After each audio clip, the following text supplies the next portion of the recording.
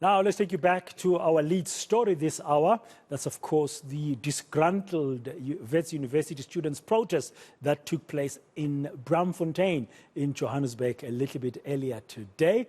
And it was like standstill, shut down for a while, streets closed by, heaps of rubbish as shops shut their doors for fear of looting. The students say they are protesting against financial exclusion and a lack of accommodation. eNCA's reporter Pule Letshwiti-Jones was on the ground following that protest. Let's get the latest now from him. Pule, good afternoon. Welcome to today.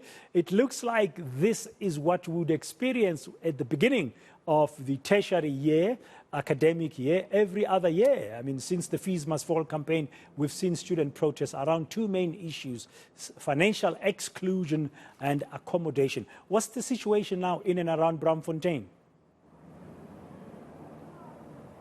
Well, for now, it's half-time. The students will be back in the second half. They've promised to actually continue with the protest after the break they're currently taking right now. I guess this is an anticipation to regroup again and try and give refreshments to charge them up for them to continue with the protest that took place. But early on, we saw quite disruptive and chaotic scenes in the Braamfontein precinct where many shops were closed down. In fact, shop owners who were, being stubborn and wanted to continue with their operations were being met with a lot of force and rage from the students, who actually threatened to take even more violent action against them if they hadn't stopped. But I'm just going to step out of shot so you can see my colleague Sihlengeti will show you that's the private security currently standing there. They were verifying and ensuring that students coming in actually, are those who were studying at the institution.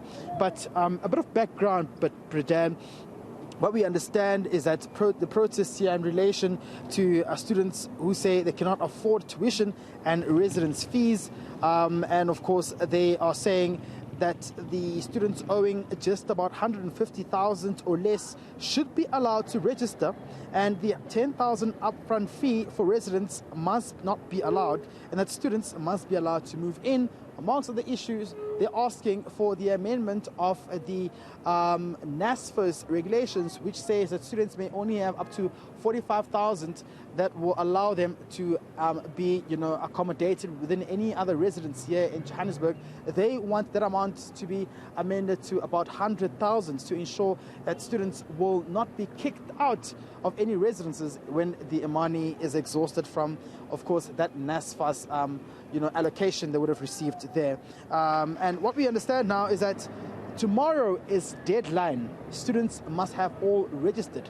We are being told there's just about 4,000 students who haven't been able to register due to them being financially excluded. So you can imagine this is quite problematic, and they have vowed not to stop until those 4,000 students can, of course, be accommodated. They've said they've resorted to other plans of trying to get donations, but it was not enough, and therefore this has been quite problematic for them as well, hence resorting to the streets. Okay, when does second half begin? Well, we're being told that it will just kickstart just about before 4 o'clock, where they will come out in their numbers once again.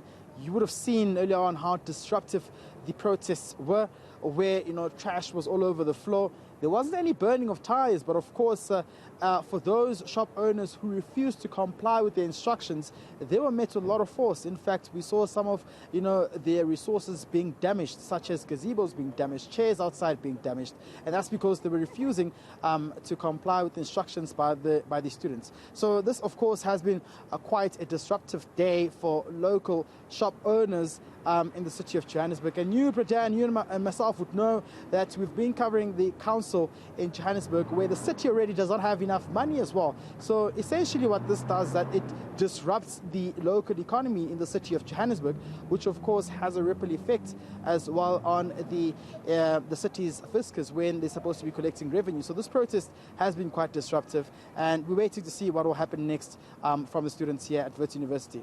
Yeah, hopefully the police, they will keep a lead on any type of violence. I mean, the last time, Pule, we had a protest by students at Wits University early in 2021. Yeah. An innocent man who had gone to to consult a doctor in Braamfontein was shot and killed. Yeah. Let's not forget that. Hopefully to be peaceful. Yeah. Thank you very much, Pule.